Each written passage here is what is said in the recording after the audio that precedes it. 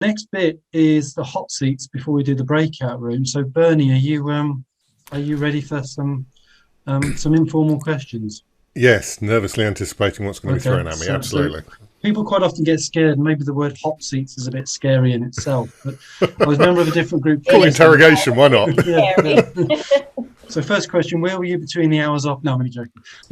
No, I used to be part of a group where people actually used to love coming and doing this because it was a chance to just have an informal chat in front of everyone else about what you do. So the first question is, in less than 10 words, how would you describe what you do?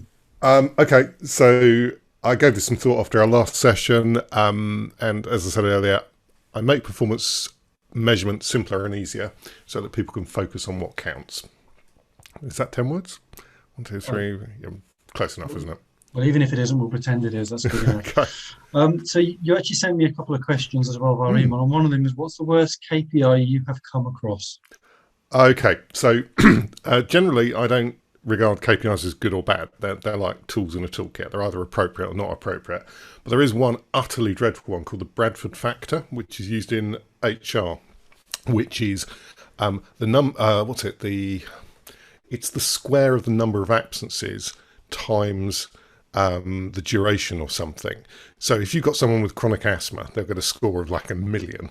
If someone's off with back surgery, they'll get a score of about 5. And it is possibly the least rational and most unfair KPI I've ever come across. And the reason it's called the Bradford factor is it was attributed to Bradford Business School, but they have denied all knowledge or ownership of it. But it's out there and it's still being used by some people, and it has no rational basis that I can see in any kind of real business fact or logic, and it's presumably been used to crucify people for short interval but frequent work absences. So it's unusual. Most KPIs are right in the right circumstances, but I can't see a single rational justification for that one. They should probably do the same as they've done with the Delta virus, and they're just rather than calling them areas, they've called them A, B, alpha, beta. So maybe they should do that for Bradford. Yeah, I think they're trying to bury it.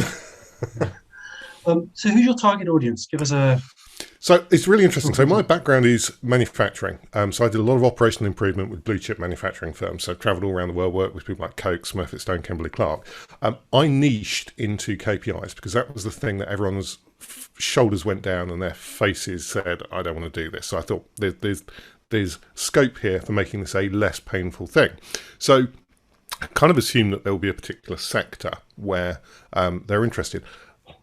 My clients are incredibly diverse. So at the moment, my 3 major clients is a chain of veterinary hospitals in the US, a oil field services company in northern Canada and Hawaii, and gosh, I've completely forgotten who my third client is.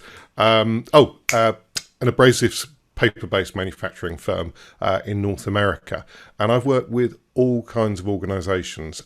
So typically, the people who hire me for consulting tend to be 100 plus heads. I've worked with Airbus as well, so obviously there's no upper limit.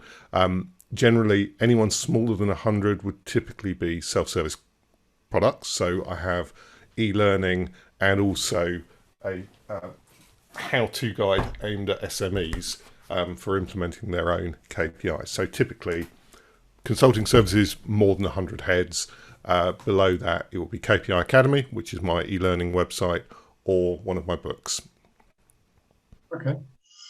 And Sorry, that wasn't a what? very helpful answer, was No, no, it? sorry. So I guess to summarize, KPIs is about measuring performance, measuring how you're achieving or not achieving. So anyone Yeah. was at manufacturing, service organizations. It's any organisation where they're struggling for clarity about where and how to spend their time and resources, because there's always a million and one things to do. And the way I look at it is I help people answer the question, what will give us the best bang for our buck? So if you've got I bet you've all got to-do lists that are unfeasibly long, haven't you? So you do a prioritisation process, and that's all that KPIs help you do in a business. Which problems are causing us the biggest loss? What are the biggest sales opportunities? Fundamental questions that will help you move towards an outcome. So the first thing I do with any client is work out what they actually want. And often organizations think they know what they want, but they've not explicitly written it down in a clear, simple way. So I'll sometimes help them tease out what their strategic objectives are, simply because you have to know that in order to actually use KPIs, because KPIs are all about helping you achieve what you want to achieve. So if you're not clear on what you want to achieve, measurement's a bit pointless. So yeah, very simply, helping people do more of the stuff they want to do. Okay, brilliant. And I have to admit, I didn't know what KPIs was until I worked for a guy in a service department who had them all plastered along the wall. So it's probably not an ideal client because he's a KPI fanatic. But so in terms of your biggest challenge, and in terms of how the people here could potentially help you out, what's your biggest challenge, and what do you think that these guys could do to help you out? One thing. Yeah, so I think I've got an open mind in terms of where this will go and how it can help me and the group. So I probably just looking inside my head and what's the challenge at the moment. It's classic small business, which is balancing the immediate pressure to deliver revenue and to service clients to keep the wheels turning versus working on the bigger projects. So for me, my business is led by my intellectual property, so writing books and developing new methodologies. And that's what's unique about what I do. I've developed various step-by-step methodologies for choosing the right KPIs, for building index KPIs, for building dashboards and so on. So I suspect a lot of us around the table have got this challenge of, do I sit down and write a book, or do I do marketing, or do I do delivery? So it's the usual sort of being torn in multiple directions. I'm not sure answering that is up to the group, but that's my main challenge at the moment. So I think finding good quality long-term clients where you have less cost of sale and good long-term relationships is ultimately my goal here. Okay. Right. Well, if you need help with writing books, I used to have a business coach who said it would take me at least a year to write a book, and I was adamant I was going to get it done in 6 months, and I got it done. So if you want to have a one-to-one, I'm more than happy to share my experiences, because it definitely has its ups and downs. Yes. Brilliant. Is there anything else you wanted to kind of highlight before we move on? No, I think presumably at some point I'll do a product sort of showcase or talk a bit more about what it is I do. If anyone's curious, made2measurekpis.com is my website. So head there. It's all laid out. I share a huge amount. There's also my existing books there. I've written 21 books on this. So you can head to the tab labeled books and you'll see.